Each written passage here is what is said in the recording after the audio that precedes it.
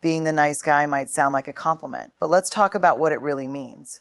It's not about kindness or being a good person. No, being the nice guy often means you've fallen into the trap of putting everyone else's needs before your own, bending over backward to keep the peace, and sacrificing your voice to avoid conflict. You're so busy making sure everyone likes you that you forget to ask if you even like yourself. Let me tell you something: constantly trying to please others isn't noble. It's exhausting. It's draining. And deep down, you know it's not sustainable. You laugh at jokes that aren't funny, agree to things you don't believe in, and bite your tongue when you should be speaking up. Why? Because you're afraid. Afraid of being disliked, of rocking the boat, of being seen as anything but nice. But here's the hard truth: being nice in this way isn't kindness. It's fear disguised as politeness. The cost of being the nice guy is enormous. Every time you say yes when you want to say no, you're giving away a piece of yourself. Every time you avoid setting boundaries, you teach people that your needs don't matter. And every time you let someone cross a line without standing up for yourself, you're choosing their comfort over your own well-being. Over time, this takes a toll. You feel resentful, frustrated, and invisible. And the worst part, you're the one who allowed it to happen. But here's the good news: you can stop. Right now, you can decide that your worth isn't tied to how many people like you or how agreeable you can be. You can learn that saying no doesn't make you a bad person, it makes you an honest one.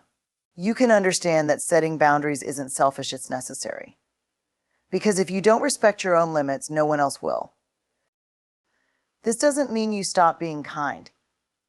It means you start being courageous. It takes courage to look someone in the eye and say, I can't do that. It takes courage to disappoint people, to let them feel uncomfortable, to stand firm in your truth, even when it shakes the ground beneath you. But here's the thing about courage: the more you practice it, the stronger you become. When you stop being the nice guy, you make room for something much better: being the real guy, the authentic guy. The guy who knows his value and isn't afraid to show it. This is the guy who doesn't settle for relationships that drain him, jobs that exploit him, or situations that diminish him. He's the guy who speaks up, stands tall, and demands more, not because he's selfish, but because he's finally learned to love himself enough to stop settling for less. So, stop being the nice guy, be the brave guy, the honest guy, the guy who lives his life fully and unapologetically. You owe it to yourself. And when you take that step, you'll realize the world doesn't fall apart when you stop trying to hold it together for everyone else. It gets bigger, brighter, and so much more real. And so do you. Being the nice guy often feels like a noble pursuit. It's easy to confuse constantly putting others first with being kind and generous. After all, who doesn't want to be seen as someone who is thoughtful, easygoing, and dependable? But when we dig deeper, we realize that being the nice guy often isn't about kindness at all. It's about self-sacrifice. And while it may look admirable from the outside, it's a pattern that slowly erodes your sense of self-worth. The truth is, being overly nice often comes from a place of fear, not genuine kindness. You're afraid of saying no because it might upset someone. You avoid speaking your truth because you don't want to cause conflict. You bend over backward to keep the peace because confrontation feels too risky. But the cost of this constant self-sacrifice is enormous. Every time you choose to prioritize someone else's feelings or needs over your own, you chip away at your own sense of value. Let's get real for a moment. When you agree to things you don't want to do, whether it's staying late at work, taking on a project you can't handle, or even going along with a decision you don't agree with, you're not being kind. You're being compliant. You're trading your comfort and authenticity for temporary harmony, but the harmony doesn't last. The resentment creeps in. You start to feel like you're being taken advantage of. But the hard truth is, you've been teaching others that it's okay to take advantage of you. This is where the misunderstanding happens. People think being nice means always saying yes, always going along with the crowd, always smoothing things over. But kindness is not the same as compliance. True kindness requires boundaries. It requires honesty. It requires the courage to say, I can't do that right now, or that doesn't work for me. Without those boundaries, what you're offering isn't kindness. It's a version of yourself that's so diluted, so afraid of rejection, that it no longer feels authentic.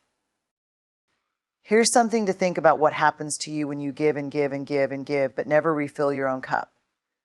You become exhausted, drained, and disconnected from yourself and from the people you're trying to please. And then there's the resentment. Resentment isn't born from kindness, it's born from self-betrayal. It's the emotional consequence of giving too much of yourself away over and over again until there's nothing left.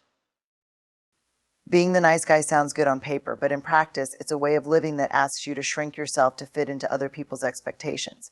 It asks you to ignore your own needs so you can take care of everyone else's. And while this might win you approval in the short term, it's not sustainable. True kindness doesn't come from ignoring your own needs, it comes from respecting them. And when you respect yourself, you teach others to do the same. Saying yes to others too often means saying no to yourself, and that truth carries a deep weight. At first glance, being agreeable might seem like the easiest path that avoids tension, keeps relationships smooth, and lets you avoid those moments of discomfort when you have to say no. But here's the thing, every yes comes with a cost. And when you're saying yes to everyone and everything, the price you pay is your own well-being, your own time, and ultimately your own identity. Think about the moments when you've agreed to something that didn't feel right. Maybe it was taking on extra responsibilities at work even though your plate was already full. Maybe it was attending an event you had no energy for or agreeing to help someone when you really needed to rest. In the moment, it feels easier to say yes. You don't want to disappoint anyone, and you don't want to seem difficult. So you smile and nod, even though a voice inside you whispers, "This isn't what I want." But here's what happens over time: those yeses pile up. And each one, no matter how small, takes something from you. It takes your time, your energy, and your emotional bandwidth. It's like making withdrawals from a bank account without ever depositing anything back in. At first, you might not notice the toll it's taking, but eventually you're running on empty. You're burned out, frustrated, and resentful. Resentment is one of the clearest signs that you've been saying yes to others at the expense of yourself. It creeps in quietly, often masked by a forced smile or polite words. But it's there, simmering beneath the surface. You start to feel unappreciated, like no one sees how much you're giving. And the worst part is that the resentment isn't just directed at the people who keep asking for more, it's directed at yourself for not standing up and saying no. Here's the thing, saying no isn't selfish. It's honest, it's brave, and it's necessary. When you say yes to things that don't align with your values or priorities, you're saying no to the things that do. You're saying no to your own rest, your own dreams, your own needs, and over time, that constant self-sacrifice leads to a life that feels more like obligation than joy. It's easy to think that saying no will disappoint people or make them think less of you. But the truth is, the people who truly care about you will respect your boundaries. And the ones who don't, their approval isn't worth the cost of your own well-being. When you learn to say no with intention, you take back your power. You stop living for others' expectations and start living for your own values. It's not about being unkind, it's about being authentic. And when you choose authenticity over people-pleasing, you'll find that your yeses carry more meaning because they come from a place of true willingness, not obligation. That's the kind of life worth living. Fear is the driving force behind the nice guy behavior, and it's one of the most powerful emotions we experience. It doesn't announce itself loudly, it operates in the background, shaping our decisions and steering our actions without us even realizing it. When you're stuck in the pattern of being the nice guy, what you're often really saying is, "I'm afraid you're afraid of being disliked, of causing discomfort, of being judged as selfish or difficult." But this fear, while it feels protective, actually traps you in a cycle that keeps you small and disconnected from your true self. The fear of rejection is one of the strongest motivators for the nice guy. Deep down, you believe that if you speak up, if you assert your needs, or if you say no, you'll lose something: friendships, respect, love, or more belonging. So you choose the safer option. You say yes when you don't mean it, laugh when something doesn't feel funny, and agree when you want to disagree. But this constant self-editing doesn't lead to deeper connection, it creates distance. When you operate from fear, you're not showing up as your authentic self. And if people don't see the real you, the connections you build will always feel hollow. Then there's the fear of conflict. For the nice guy, conflict feels like a threat to stability, a disruption of peace. You'd rather keep the waters calm, even if it means swallowing your feelings or ignoring your needs. But avoiding conflict doesn't make it disappear, it just buries it deeper. Over time, the unspoken frustrations build, and they find a way to surface, often as passive aggression. resentment, or emotional exhaustion. The irony is, in trying so hard to avoid conflict, you often end up creating it in ways you didn't intend. The fear of judgment is another powerful driver. You worry about being labeled as difficult, demanding, or selfish if you dare to express your needs. Society has conditioned us to equate selflessness with goodness, especially for those who are naturally empathetic. But selflessness at the expense of your own well-being isn't noble, it's unsustainable.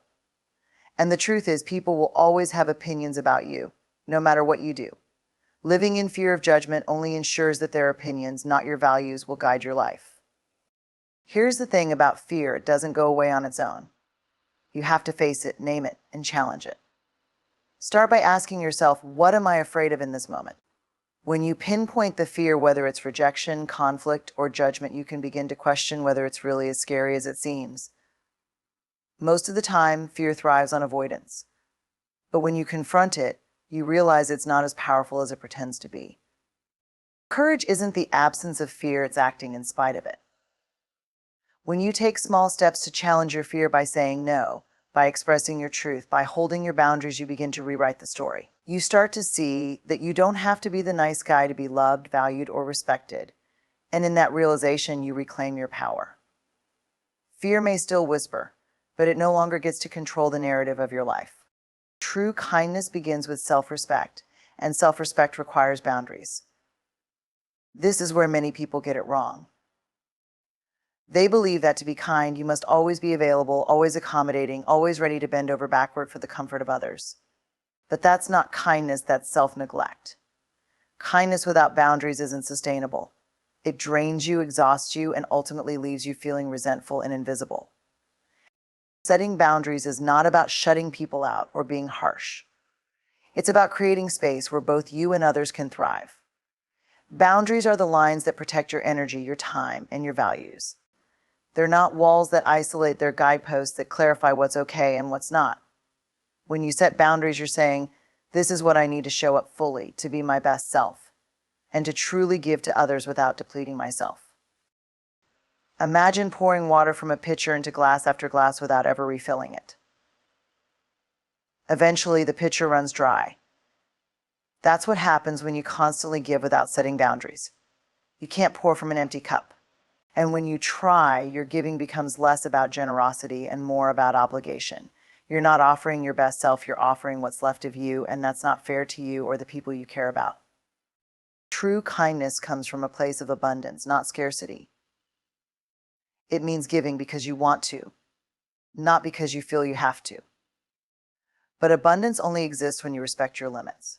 Boundaries are how you protect the energy and time you need to recharge, reflect, and prioritize what truly matters. Without them, you end up stretched too thin, and your acts of kindness begin to feel like burdens rather than gifts. It's easy to confuse boundaries with selfishness. Society often teaches us that saying no or prioritizing ourselves is wrong, especially for people who are naturally empathetic. But here's the truth: boundaries aren't selfish, they're self-respecting. They're a way of showing up for yourself so you can show up better for others. When you respect your own limits, you're teaching the people around you to respect them too. Saying no can feel uncomfortable, especially at first. You might worry about disappointing people or being misunderstood. But the discomfort of setting boundaries is temporary, while the benefits are long-lasting. Over time, boundaries strengthen your relationships because they're built on honesty and mutual respect. They allow you to engage with others authentically, without resentment or burnout.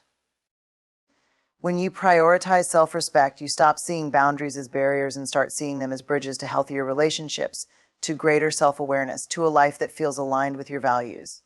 Kindness isn't about sacrificing yourself, it's about honoring yourself while still being compassionate and empathetic. It's about saying, I care about you, but I also care about me.